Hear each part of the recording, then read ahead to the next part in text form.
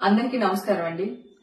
గతంలో ఎలా అయితే నా మీద పాజిటివ్ వచ్చిందని ఛానల్ వాళ్ళు, మీడియా వాళ్ళు అండ్ యూట్యూబ్ ఛానల్స్ వాళ్ళు ఎలా అయితే ప్రచారం చేశారో అదే పాత న్యూస్ ని తీసుకుని వచ్చి మళ్లీ టెలికాస్ట్ చేస్తున్నారు. పాజిటివ్ వచ్చింది అని చెప్పి.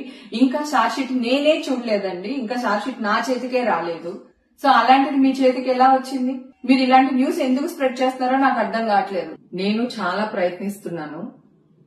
ఈ మధ్య కాలంలో ఎన్టీవీలో మళ్లీ న్యూస్ యథావిధిగా చేస్తున్నారు. ఎన్టీవీతో నాకున్న ప్రాబ్లం ఏంటంటే అక్కడ క్రైమ్ రిపోర్టర్ రమేష్ వైట్లా అని చెప్పి ఆయన ఉన్నారు. లాస్ట్ టైం కూడా పుడింగ్ ఎలిమెంట్ విషయంలో కూడా ఇట్లానే రాంగ్ న్యూస్ వేశాడు అతను.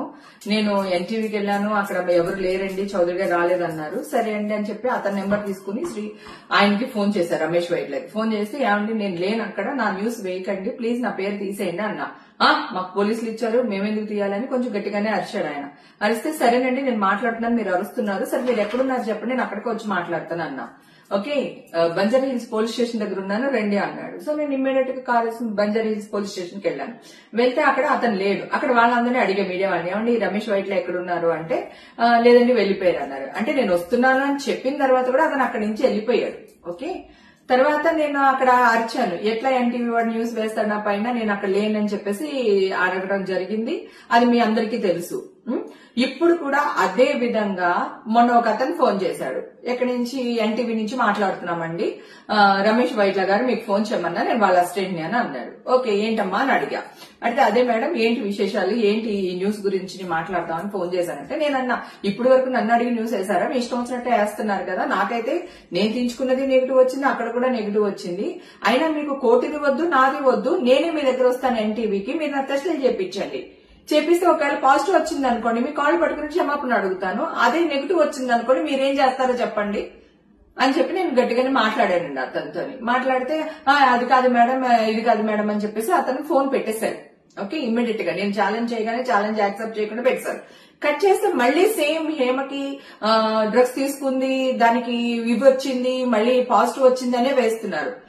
నేను ఎన్టీవీ చౌదరి గారు నమస్తే అండి, లాస్ట్ టైం కూడా మిమ్మల్ని కలవడానికి వచ్చాను, నాకు కుదరలేదు సార్, నేను మీకు కోర్టు వద్దు, నా టెస్టులు కూడా వద్దు సార్, ఎవరిని నమ్మదు, కోర్టులో వచ్చింది కూడా నమ్మకండి, నన్ను కూడా నమ్మకండి, నేను మీ దగ్గరికి వస్తాను చౌదరి గారు, మీరు నాకు టెస్టులు చెప్పించండి. అలాగే టీవీ5 మీరు ఒక్కళ్ళే కాదు న్యూస్ వేసేది, టీవీ5 గానీ, బిగ్ టీవీ గానీ, ఆర్టీవీ గానీ, ఇవన్నీ కూడా ఇవే న్యూస్లు ప్రచారం చేస్తున్నారు సార్. నేను ఇంత గట్టిగా వాదిస్తున్నాను, మీరందరూ చాలా పెద్ద పెద్ద పర్సనాలిటీస్, పెద్ద పెద్ద వాళ్ళు మీరందరూని, మీ దగ్గర నేను ఒక ఛాలెంజ్ కి నించుంటున్నాను అంటే అర్థం ఏంటి సార్? మీరు పెద్దవాళ్ళు కనుక వయా మీడియాగా ఈ కింద ఏం జరుగుతుందో మీకు తెలుసో లేదో నాకు తెలియదు. నాయుడు గారు, టీవీ5 నాయుడు గారు, మీకు నేను 15-20 ఇయర్స్ అని తెలుసు సార్. గతంలో మీ ఇంటి పార్టీస్ కూడా నేను వచ్చాను, ఫంక్షన్స్ కి వచ్చాను, మీకు నా గురించి బాగా తెలుసు సార్, నేను ఎలాంటి దానిలో తెలుసు. రాత్రికి ఇంత మర్యాద రాలేదు సార్, హేమక్కని బిరుదు రాలేదు నాకు.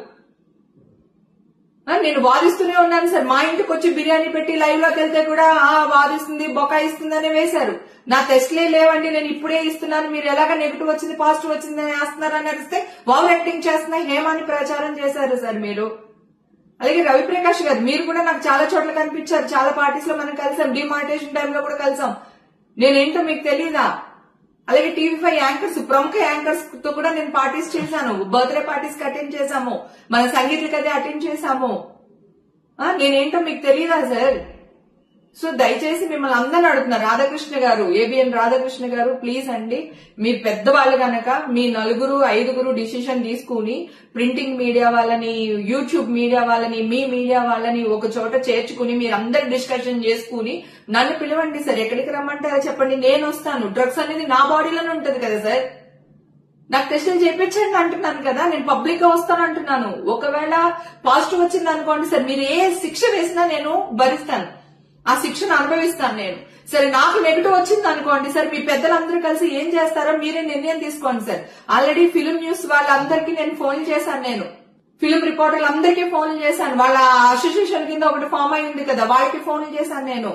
సాక్షి టీవీ స్వప్నతో కూడా మాట్లాడాను. అలాగే డిజిటల్ మీడియాకి సంబంధించి గ్రేట్ ఆంధ్ర మూర్తి గారితో ప్రేమతో కూడా డిస్కషన్ చేశాను. లక్ష్మీనారాయణ ఎన్టీవీ, మన ఇది వరకు మీ టీవీలోనే పనిచేసే వాళ్ళు ఎన్టీవీలో, ఇప్పుడు టీవీ9 కి వచ్చారు, అతనితో మాట్లాడాను, రాంబాబుతో మాట్లాడాను, నాయుడుతో మాట్లాడాను, స్వప్నతో మాట్లాడాను, తర్వాత శేఖర్, వంశీ, మా ఫిల్మ్ న్యూస్ వాళ్ళు ఎవరైతే ఉన్నారో వాళ్ళందరితో మాట్లాడాను సార్. నాకు టెస్టులు చేపించండి, మీరు ఎక్కడికి రమ్మన్నా వస్తాను, మీరేం చెప్పినా చేస్తాను, ఒకవేళ పాజిటివ్ వస్తే మీ ఇష్టం అని వాళ్ళందరితో కూడా మాట్లాడాను సార్. నేను మాట్లాడిన తర్వాత కూడా ఎగైన్ ఈ న్యూస్ లో వస్తున్నాయి. మేమే చూడలేదు సార్ ఇంకా షార్ట్ షీటు, మీ దాకా ఎలా వస్తుంది? ఎవిడెన్సెస్ ఏంటి సార్ నాకు అర్థం కాదు. ఈ న్యూస్లు మీరు వేయడం వల్ల మీ న్యూస్లు చూసి మా అమ్మకి యాంగ్జైటీ అయిపోయింది. మొన్న నైట్ ఇక్కడికి తీసుకుని వచ్చారు సార్. నిన్నంతా నీమ్స్ లో ఉండి డాక్టర్ భూషణ్ గారు మా అమ్మగారికి ట్రీట్మెంట్ చేస్తున్నారు. 75 years మా అమ్మగారికి.